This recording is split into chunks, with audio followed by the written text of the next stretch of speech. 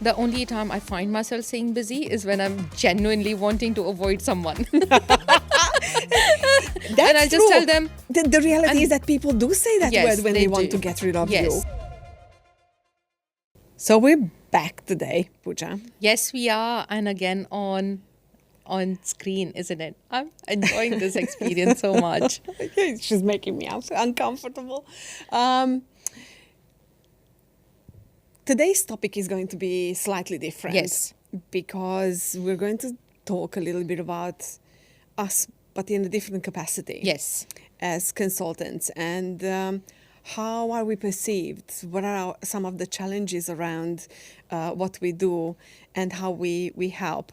And I do think that we do need to spend a little time on talking about that invisible leak in your business. Yeah. Yeah, Right? we do need to talk about that because a lot of the times business owners don't realize that there are so many gaps, and we all have our blind spots, right? As any business owner does. I do think that before we even talk about gaps and the real issues within a business and so on,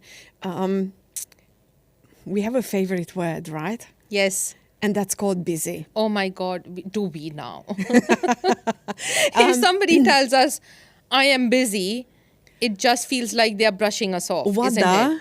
Yes. The thing is that we talk quite a lot about this word Yes, busy we do. in quite a few different episodes, and if you want to take different perspectives, just go back to our podcast and find Yeah. the relevant episodes. But I do think that we need to talk about this word busy, because I feel like now we take it for granted. Yeah.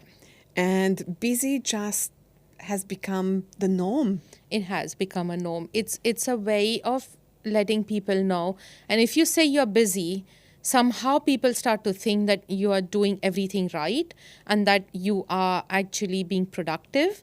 And people start to think And successful. And that you busy has kind of become busy equals success. It's not always the case. No, and unfortunately, when you really dig a little bit deeper into what this word covers, is usually overflowing calendars. Absolutely. Oh my God. What else?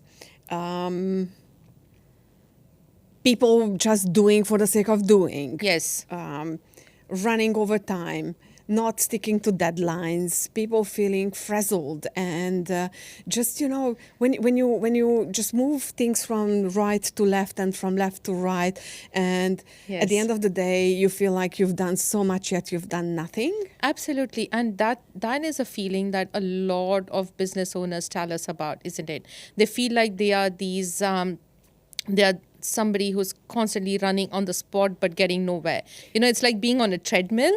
Absolutely, and I love that other sentence where we get, especially from people in finance, law, Oh my God, and all yes. these places, they say this, oh, but it's industry standard. Yeah. Duh. Why though? What do you mean? Yeah, somebody needs to break that standard, isn't it? And set some new standards. But why would it, being busy, why would that be a standard? Exactly. And I love that you say this usually. Yes. We are not in the business of saving lives, No, right? No. The So- only place somebody can look frazzled and kind of feel like they are all over the shop is probably an emergency department, although it's there that they know exactly what they're doing. From outside in, it might seem that way. But again, even over there, you'll never hear them say, we are very busy tonight. Because that's the nature of that department. They're always busy. They have to be. That's what it's called, right? But the thing is that I feel like we just have begun to justify Yes. busy. Where you hear business owners where you say my team is at capacity. Yeah. Really? What does that mean? What does that mean? Or I think I am so busy and I don't really see the end result. Yeah. It's I have so many issues with this word, Pooja. I know. We've always had issue with this word, and I can't. The only time I find myself saying busy is when I'm genuinely wanting to avoid someone. That's and I'll just true. tell them, And the I'm reality, very busy today. And the reality and is that people do say that yes, word when they they want do. to get rid of Yes. you. So it's yeah, it's mind blowing how this little word creates so much busyness, my true God, it business does. in our business that or in our respective businesses that is not serving us in any shape or No, form, no. right? And here's the kicker. I find that once people start looking at what they do from the perspective of being busy, even if they know and it's quite obvious that they need help, they still don't ask for help. No. Would that be a fair Absolutely, assessment? it is a fair assessment, and a lot of the times, business owners don't ask for help because they think it's a sign of weakness, and I But it's don't not believe. just that. No. We first and foremost, one of the things that we hear is it's too expensive. Yes. And I think we need to unpack that a little bit. Yes. Because what is expensive? If you look at bringing in someone to help you in your business, Yes. doesn't matter whether that's a business coach or a HR professional or a consultant like Yeah, we are. yeah. I feel like when you think that these people are expensive, you are forgetting that they are not an expense. They should be an investment. Oh my God, yes, you just said it. It has to be an investment, because when you invest in somebody who can literally look at your business from outside in, give you ways to make it better, you will see the return on that investment eventually. And let's define it. An expense is something that you pay, it's done, it's dusted, and tomorrow looks exactly the same as it looks today. Yes. It doesn't make a difference. That's an No. expense. It's something that you just have to outlay for something, and it does not have a long-term impact on your business, on what you do, and so on, right? Exactly. So it's just reframing that word in your brain.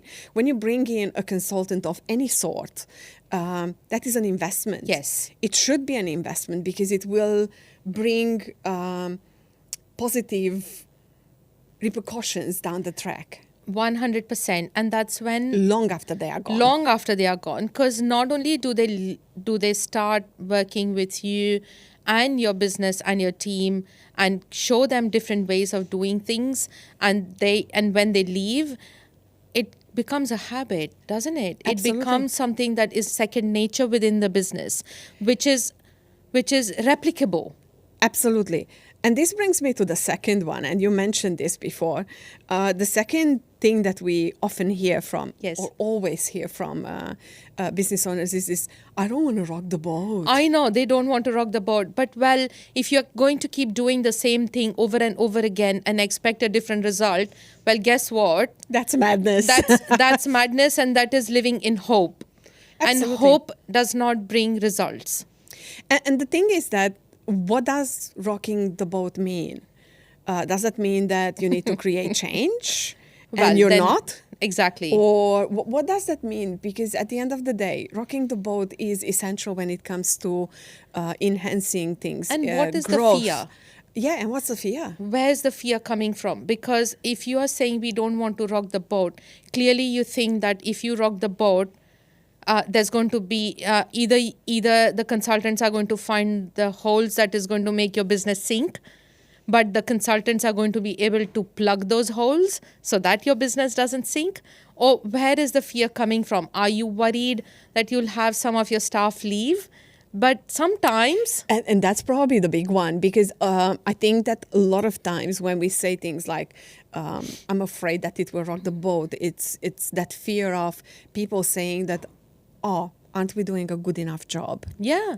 And it's not about that. It's not about it's that. It's really not about that. Are you worried that it'll be a reflection on your leadership?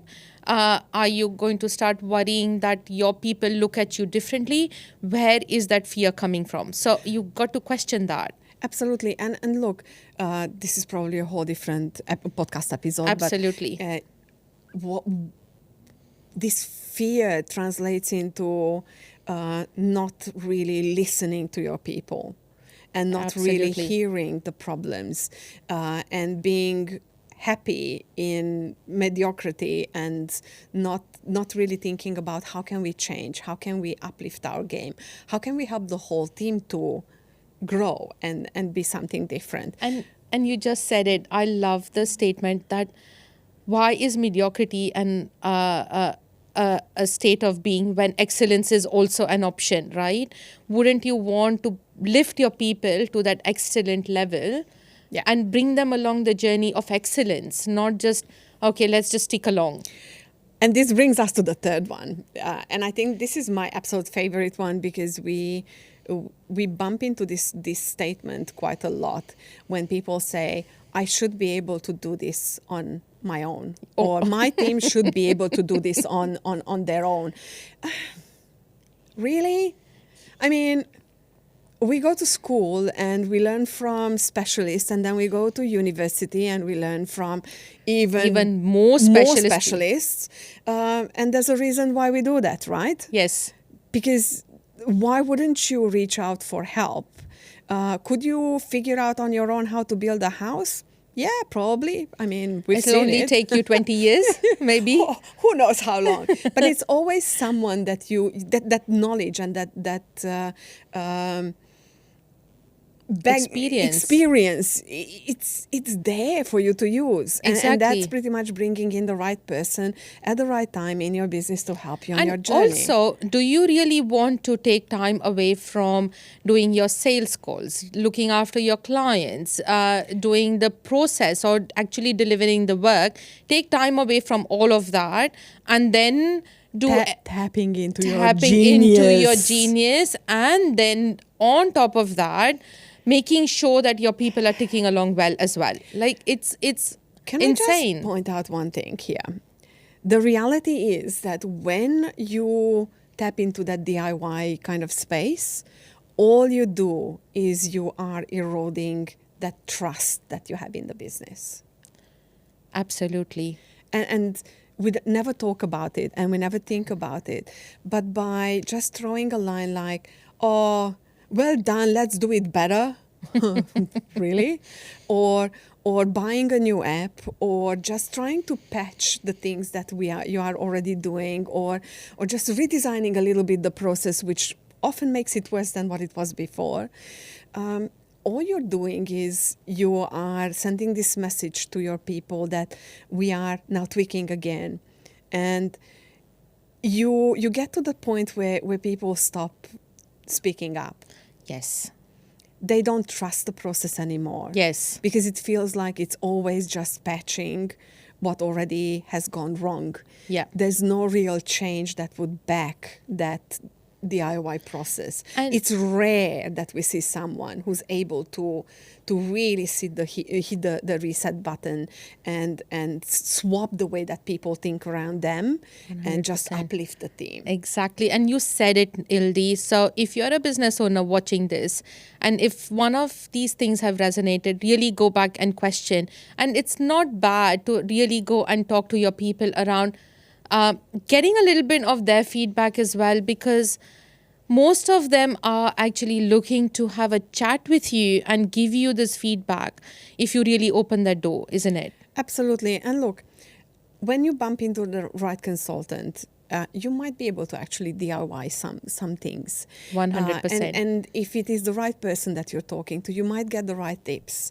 What we found, though, that often there is a difference between knowing the theory and knowing how to implement it and how to bring your whole team on that journey to better productivity. 100%. And it's also very important because anything that you do today, you need to really start to think about how it's going to impact you in the long run. Absolutely. 100%. Okay, so if you have liked what you watch here today and would want to know more about the tips and tricks around your productivity and your team's productivity, subscribe and follow us.